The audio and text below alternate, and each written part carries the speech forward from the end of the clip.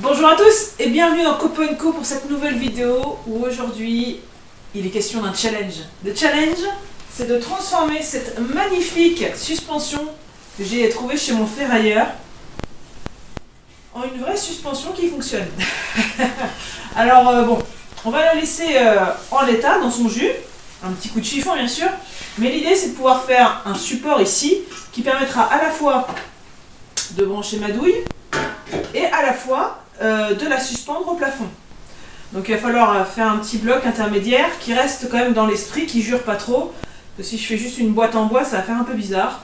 Donc je vais essayer de tourner ça de façon un peu intelligente et toujours avec les moyens du bord, comme vous le savez.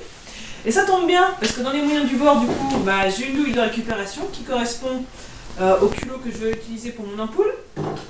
Et je vais aller chercher dans mon petit stock des pots, des cache-pots de fleurs qui sont en métal. Et je pense qu'il y a moyen de faire quelque chose sympa pour cacher les fils avec. Donc, on s'y met. Résultat à la fin et même dans la pièce où ça sera installé, si tout va bien. Et puis surtout, n'oubliez pas, pendant que vous regardez tout ça, de lire ce qu'il y a en dessous de la vidéo pour participer à l'activité de la chaîne. Donc vous aurez le lien vers la page Facebook. Vous pourrez aussi vous abonner, il y a un petit bouton, une petite cloche juste sous cet écran et puis vous pouvez aussi cliquer sur le petit logo. Un petit pouce j'aime à la fin, vous savez, vous êtes des habitués. Allez, c'est parti! Challenge suspension vintage.